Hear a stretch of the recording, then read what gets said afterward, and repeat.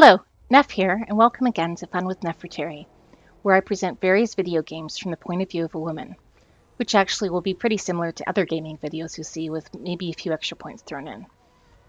Today, I'm presenting a quick overview of the Calypso ARPG, Vikings, Wolves of Midgard. This is a game that I've been anticipating eagerly, especially with some of the sponsored videos that I've been viewing. It was released on March 24th of this year and features lots of action, Viking lore, character customization, and more. To start, you choose a character. This game allows you to choose whether you play as male or female, and then allows some extra customization of looks. I chose to play a female, the Shield Maiden, instead of the male Viking. You can change the hairstyle, its color, whether you have tattoos and what they look like, clan symbol, and jewelry, which is instead of the beard style in the male character. When you have this kind of customization in some games, there's often an option for female characters to change their breast size. I was pleasantly surprised not to see that here. Not that it's inherently bad, just that I'm pleased not to have options which focus on further sexualizing my character. You also choose your god, which is this game's version of your class. The god chosen determines what kind of weapons you can use and what special skills you start off with, and what gift tree you use, which is basically your build. After then, choosing a name, you decide what difficulty you wish to play. On to gameplay. I should say that although on the PC you can play with a keyboard and mouse, I far preferred playing with a controller. Although I don't have one specifically for my PC, I just use an Xbox controller plugged into the USB ports. If you don't often play with it on a computer or console, it'll take a little getting used to, but I feel that it's worth it. You start off thrown into a snowy area where you're given a sort of on-the-game tutorial. You start to see that your character has a fun, big-time attitude, which will continue to grow as you go further in the game. As you go through this region, make sure to break everything you can. You'll get resources for this, in the form of gold, wood, and iron. Killing the enemies can give you these as well as other drops including gear, weapons, accessories, collectibles, and most important, blood.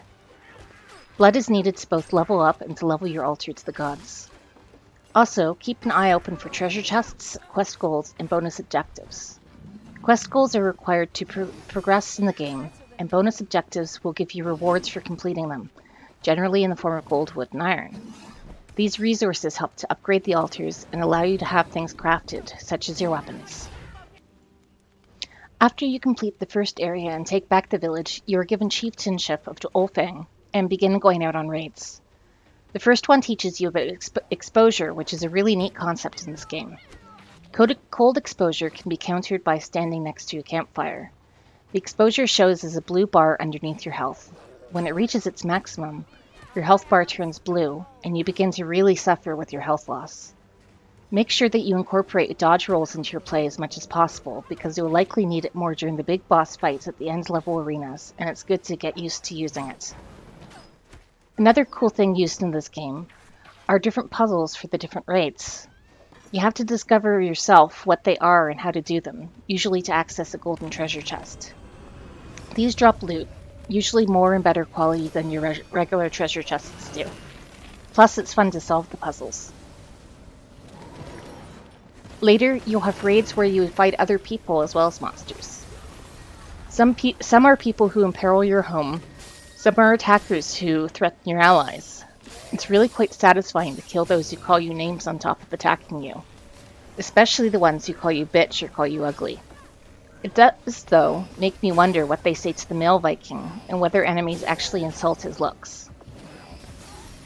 After you fight the big boss of a raid, you may be given a choice on your reward. Sometimes you'll be asked whether you want to plunder their village and take all of their gold or iron or something else, as opposed to making them swear fealty and give you a lesser amount of the resource, but for every time you complete a raid. Things I'm not too fond of with the game Vikings. I don't like that you cannot fight the end bosses again after completing a raid in its final arena. I don't care for the AI insults based on looks, particularly since I doubt that something similar is done to the male characters. And I've read too many reviews that make me look not too much forward to the end of the game. It seems that everything you have is deleted and you start again, presumably at a higher level. I don't mind going through again with a higher difficulty, but it's a shame to lose everything that you've built up.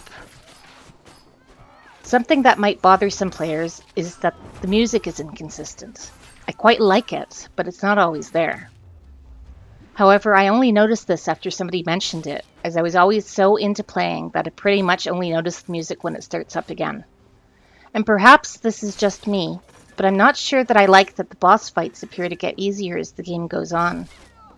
I know this isn't just me getting better, because I've gone back with a new character and tried the first boss again. As mentioned, I really do enjoy this game, especially because I can play as a woman, and it doesn't limit how I play. I enjoy the feel of the action, and I think it's awesome how sometimes you'll get slow motion for a killing blow, where you'll often dismember the enemy.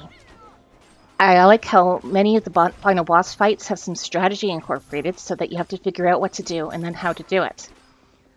I like that killing more than one enemy at a time gives you bonus blood, and the concept of offering blood to a shrine to level up. I like the leveling or gift tree, where you can choose what active and passive skills you get with each level, and how you can make offerings to more than one god to effectively have a multi-class character. The idea of having exposure as a non-trivial problem is pretty cool too. I also enjoy the voice acting, as well as the story. I do wish my friends would get around to buying this so I could play cooperative with them. As suggested by a friend who came over and witnessed me playing, and tried it himself, it'd be cool if we could plug 2 controllers into my PC and play like that, especially after hooking it up to a large television. This game seems like it would really lend itself to that. I imagine you can do it with the console versions though. But even co-op over the internet is something that I'm looking forward to trying. Overall, I very much like Vikings Wolves of Midgard. I always end up playing for more hours than I plan to, and really enjoy my time in game. I love my kick-ass shield maiden, with her hilarious attitude. I would totally recommend this game to others. However, given the lack of endgame and wiping of everything but your skills at that point, I think I'd recommend getting it on sale. But regardless of whether you get it on sale or buy it at full price, I think you'll get many hours of enjoyment out of this game. Thank you for checking out my video. Please consider giving me a like and subscribing if you enjoyed this. Enough out.